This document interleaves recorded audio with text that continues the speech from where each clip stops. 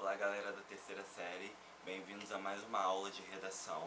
E hoje nós vamos continuar discutindo questões relacionadas à sociedade. Nós começamos a estudar esse eixo temático no módulo 17, né? Nós começamos a discutir a partir da questão da mulher na sociedade e do conceito de democracia, ações afirmativas e por aí vai. E hoje nós vamos continuar as nossas discussões sobre o eixo de questões sociais, falando sobre duas temáticas de bastante importância que podem vir a ser cobradas também em propostas dissertativo-argumentativas, que são as questões envolvendo o negro na sociedade brasileira, ou seja, a questão racial, a questão do racismo na sociedade brasileira, e também questões envolvendo tanto as crianças e adolescentes como o idoso, né? Que entra aí a questão do idoso no caso do etarismo, que seria um preconceito baseado na faixa etária de um grupo social. Então nós vamos discutir essas três temáticas aqui hoje, temáticas relacionadas à raça, temáticas relacionadas à infância e à adolescência e temáticas relacionadas ao idoso, ok? Essa é a estrutura do módulo 18 de vocês. E nós vamos começar falando sobre a questão racial, né? A questão do racismo, a questão envolvendo o negro na sociedade brasileira e qualquer texto dissertativo argumentativo que vá trabalhar com a questão da desigualdade racial, com a questão da desigualdade baseada na etnia, que acontece em todas as sociedades e muito vigente na sociedade brasileira, né? Inclusive nós estamos tendo no contexto atual diversas discussões sobre racismo, estão sempre acontecendo, mas estão agora potencializadas devido aos protestos antirracistas que acontecem nos Estados Unidos e que agora já estão acontecendo em várias partes do mundo, né? No Brasil também já aconteceram, por causa da morte do George Floyd nos Estados Unidos.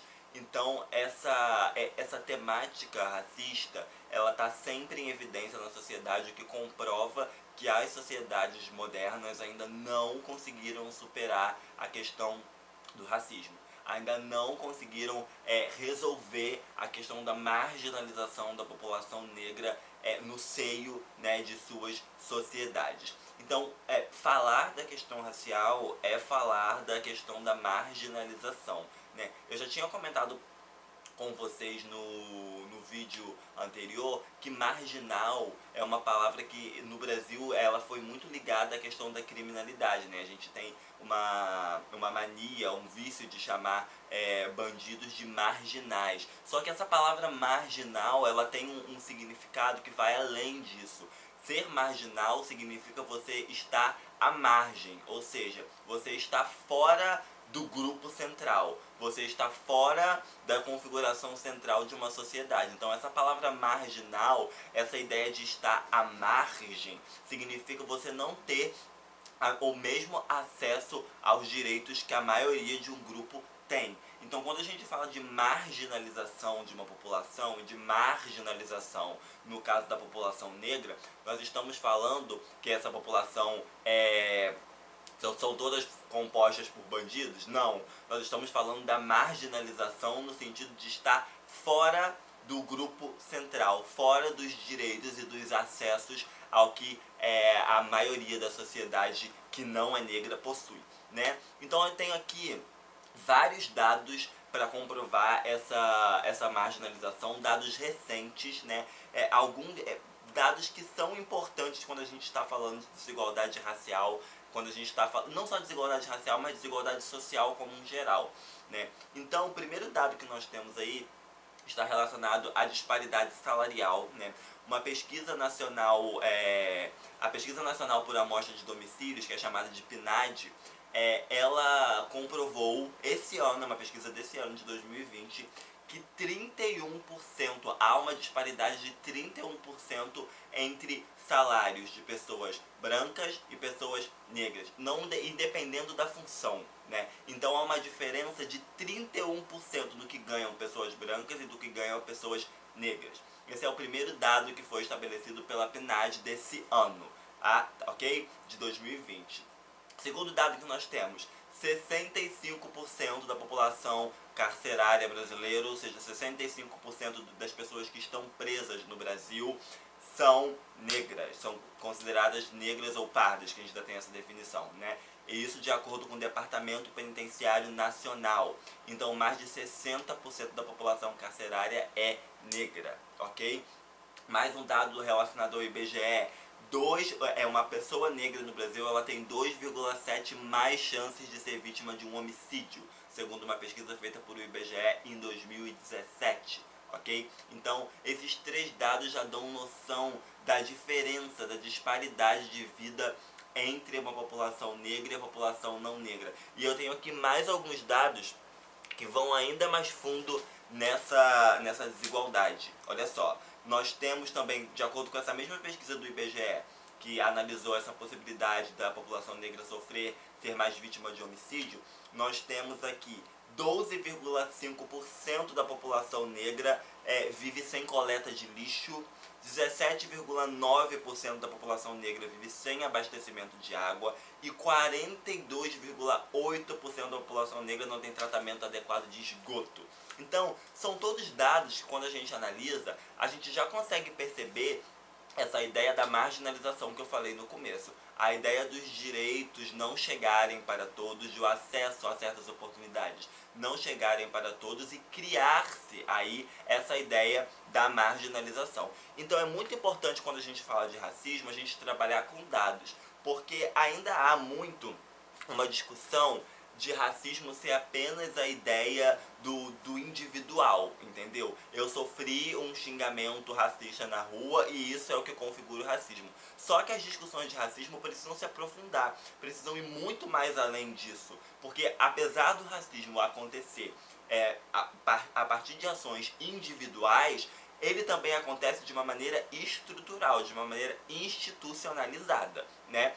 Então, eu trouxe aqui para nossa conversa um nome muito importante nessa discussão de racismo estrutural, que é o Silvio Almeida. O Silvio Almeida, ele é professor de Direito, né? Ele é formado em Direito por uma Universidade Federal de São Paulo. Ele é atualmente professor convidado de uma universidade nos Estados Unidos, e ele é autor do livro O que é Racismo Estrutural. Então, todas as discussões de racismo estrutural seria interessante se tivessem pelo menos uma leitura do Silvio de Almeida, porque ele trabalha muito bem com essa questão. E eu destaquei aqui um trecho do Silvio para vocês analisarem. Olha só.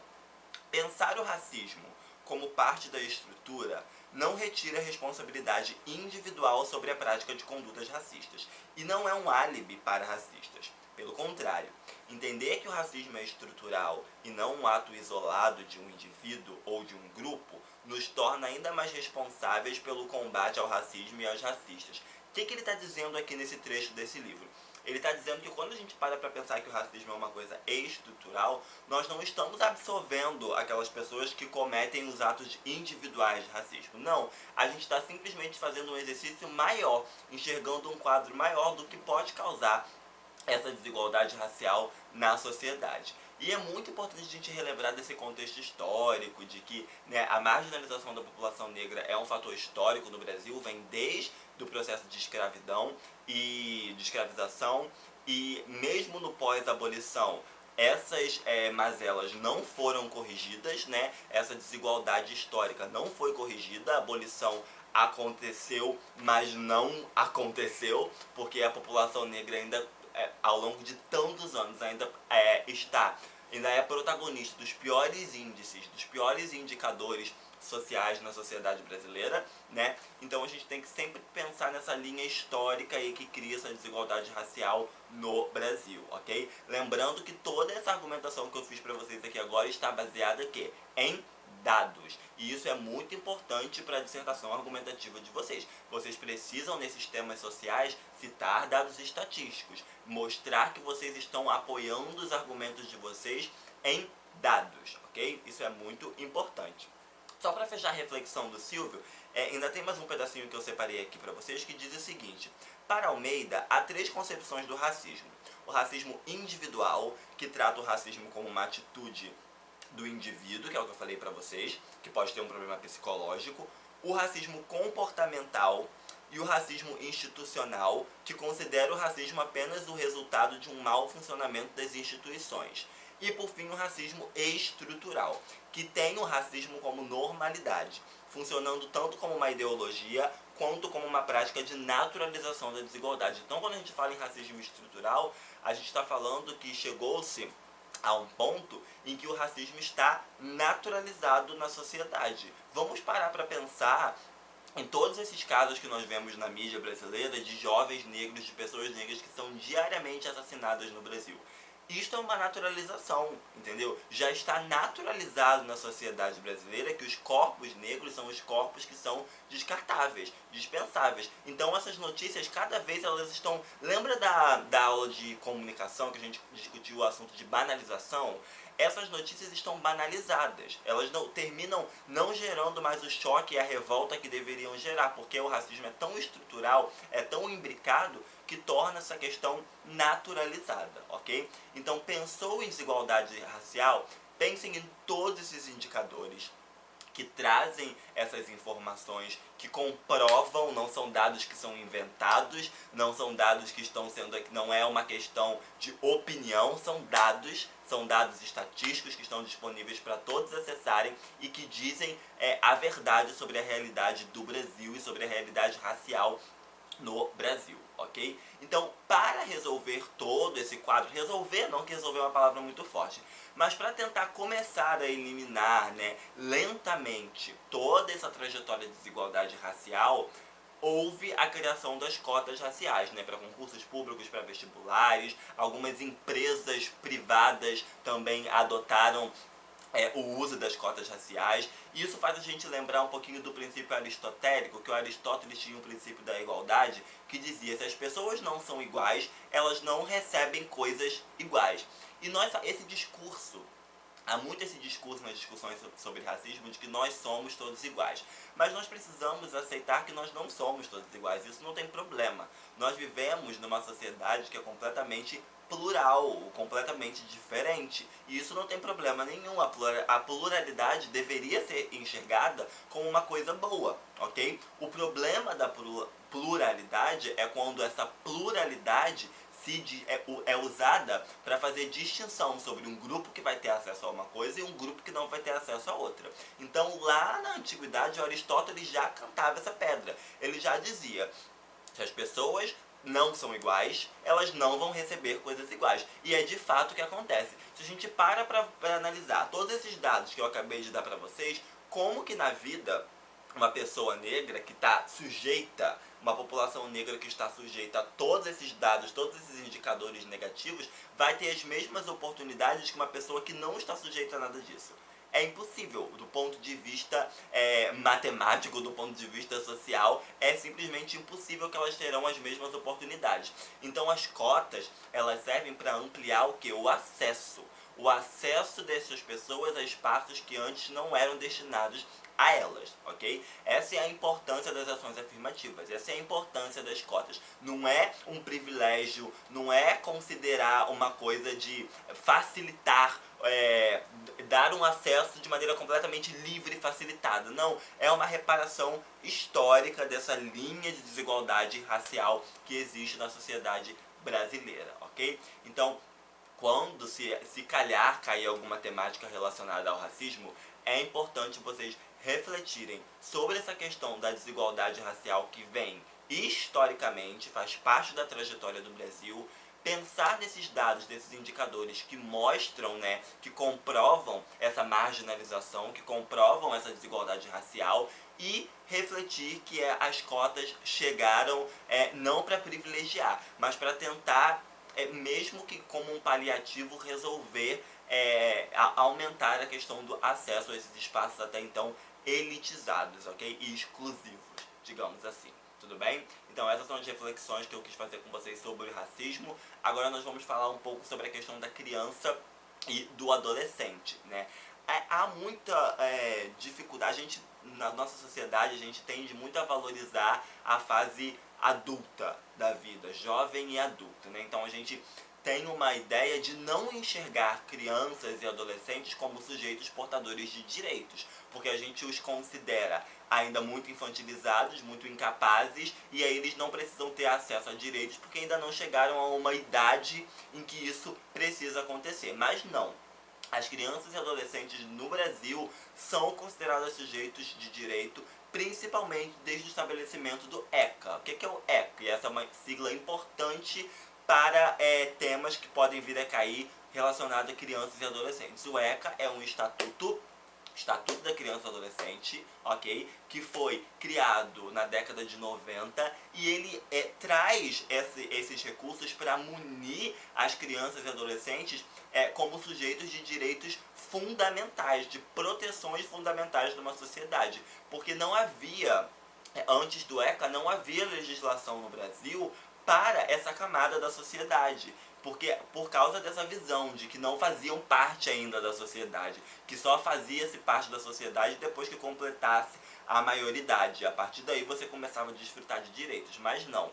O ECA chega para mostrar que crianças e adolescentes, sim, são sujeitos de direito, precisam ter os seus direitos respeitados. Então, eu separei alguns artigos importantes do ECA que podem servir para vocês citarem, caso alguma temática desse tipo se materialize, apareça para vocês.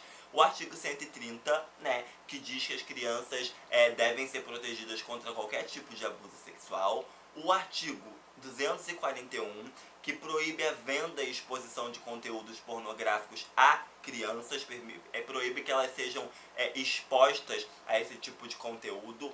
O artigo 131, que é muito importante, que é o artigo que institui a criação dos conselhos tutelares, né? Quando há uma denúncia de maus tratos de uma criança, de alguma irresponsabilidade envolvendo uma criança ou um adolescente, o que a gente faz? A gente geralmente traz o conselho tutelar para a questão. Esses conselhos tutelares, eles foram criados, foram estabelecidos a partir do ECA. Então, esse é um ponto muito importante desse Estatuto da Criança e do Adolescente, ok?